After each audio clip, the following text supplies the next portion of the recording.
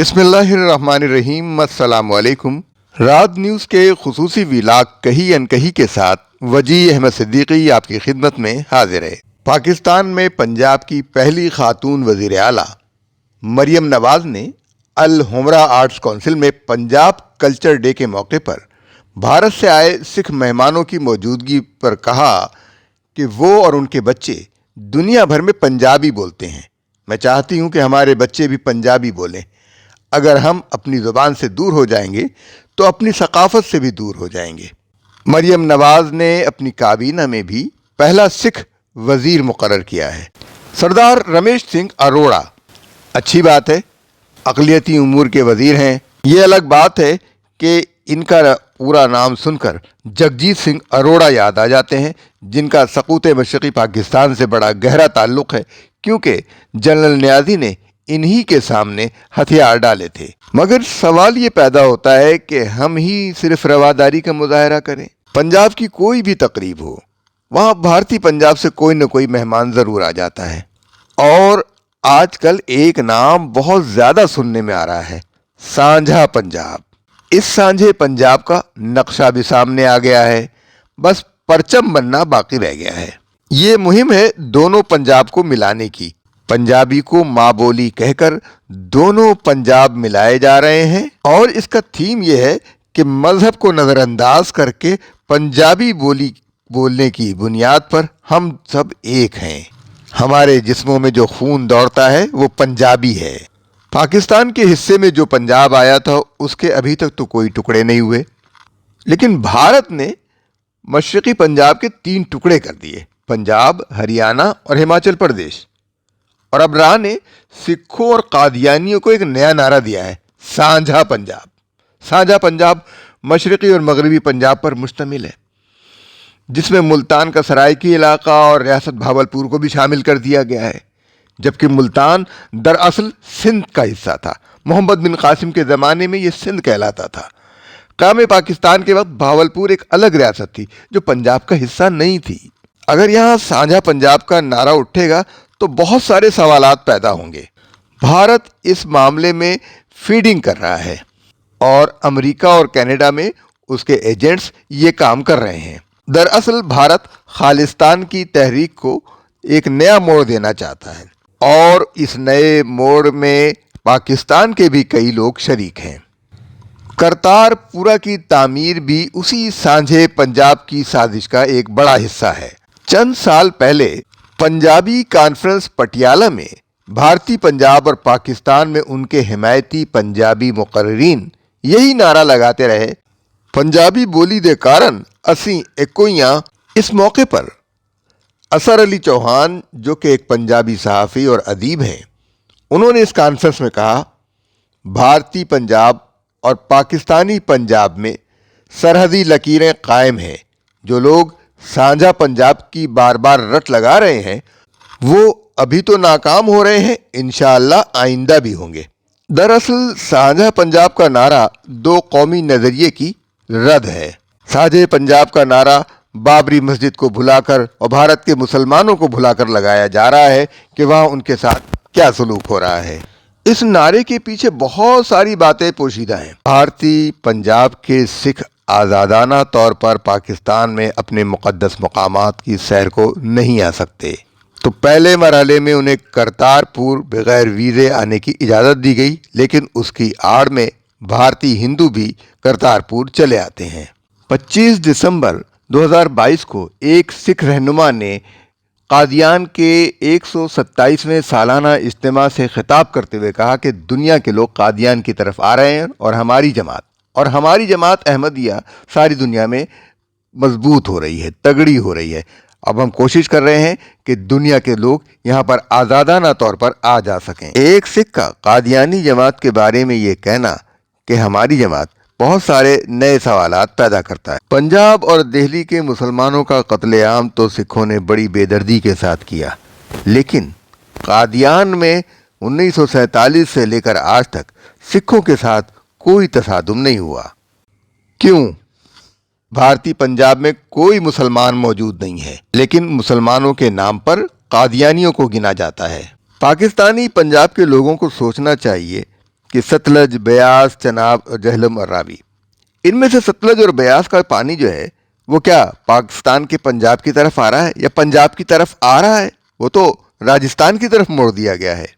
پنجابیت کی دلیل کے لیے سکھ حکمران رنجیت سنگھ کی مذہبی رواداری کی بڑی تعریف کی جاتی ہے، حالانکہ یہ وہی شخص ہے جس نے لاہور کی شاہی مسجد کو اپنے گھوڑوں کے لیے استبل بنا دیا تھا اور پنجاب میں مسلمانوں کا جینا حرام کر دیا تھا۔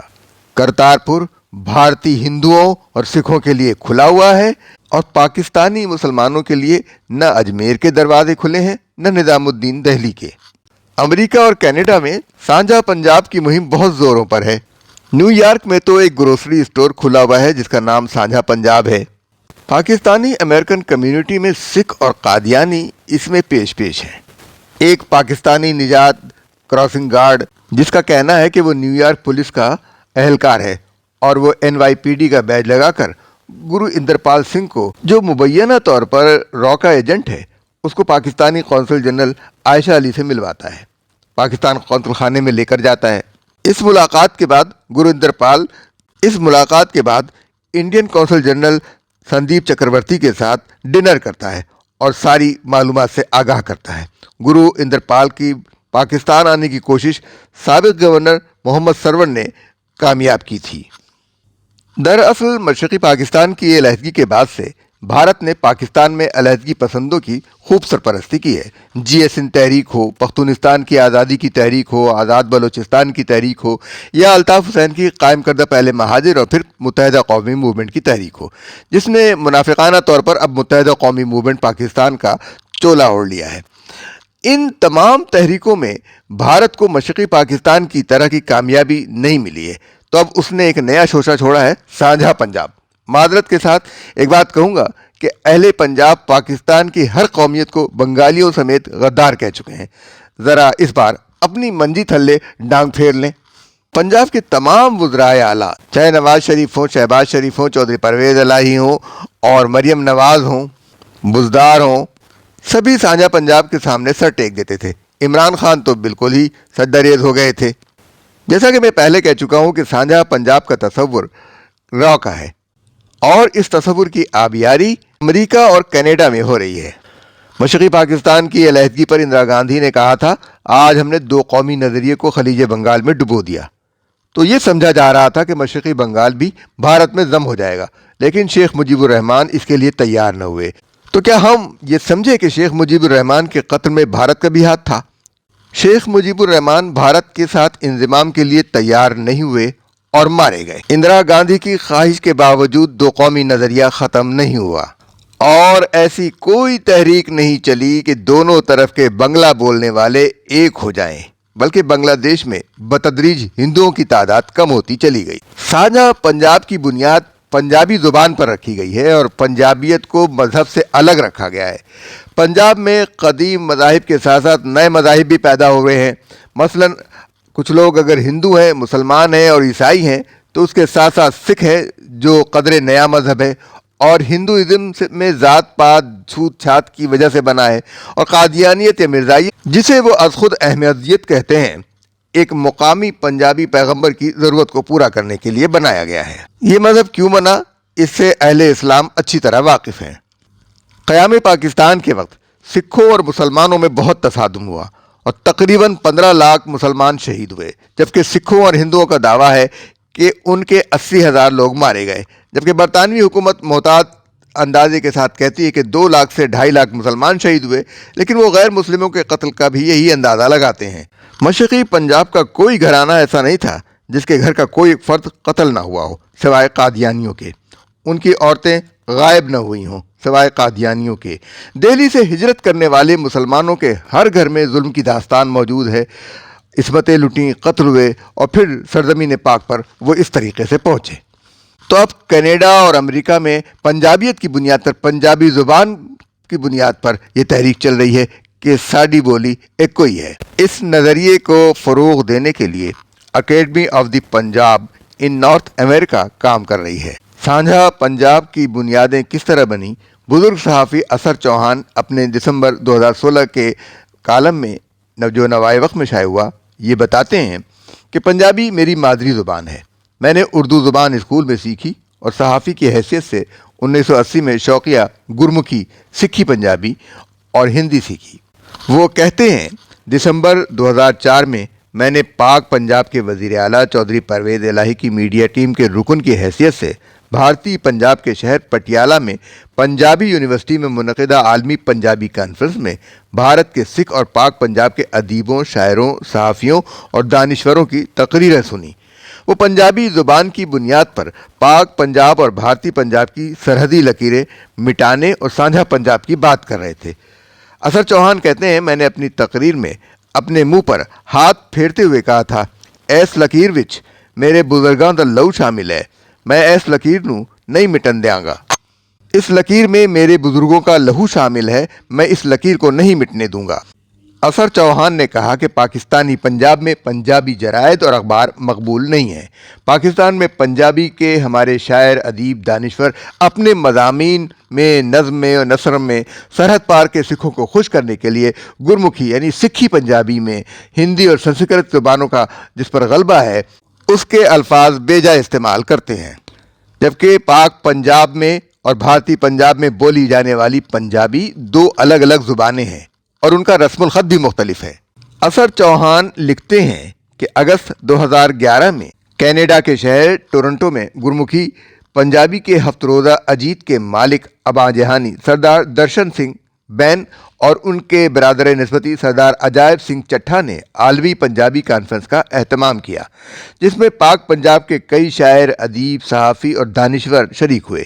کانفرنس میں پنجابی زبان کا مشترکہ جھنڈا لہرایا گیا اور قرارداد منظور کی گئی کہ پاکستانی اور بھارتی پنجاب کے دانشوروں کا ایک مشترکہ بورڈ بنایا جائے جو اتفاق رائے سے پنجابی زبان میں عربی، فارسی، اردو اور ہندی کے الفاظ نکالنے کی سفارش کرے۔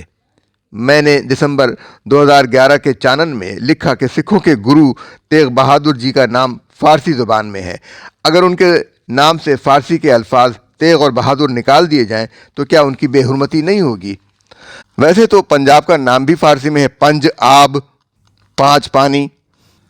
اثر چوہان لکھتے ہیں کہ نومبر 2011 میں سردار درشن سنگھ اور عجائب سنگھ چٹھا پنجاب یونیورسٹی کے عالمی پنجابی کانفرنس کے ڈھونگ میں شریک ہونے آئے اور میرے پنجابی رسالے چانن کے دفتر بھی آئے۔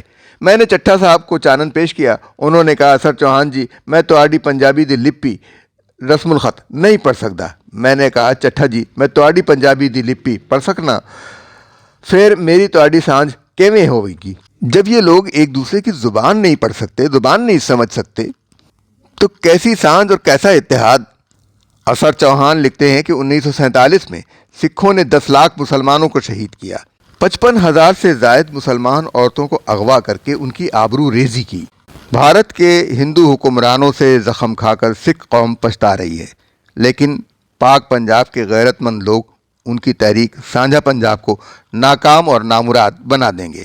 امید تو یہی ہے کہ اثر چوہان صاحب کی اس توقع پر پاکستانی پنجاب کے لوگ پورے اتریں گے انشاءاللہ۔ ہمارا یہ ولاگ آپ کو کیسا لگا؟ اس بارے میں اپنی رائے سے ہمیں آگاہ کیجیے، ہمارے چینل کو لائک کیجیے، سبسکرائب کیجیے اور دوسروں کو بھی مشورہ دیجیے۔ اب ہمیں اجازت دیجیے، اللہ حافظ و ناصر۔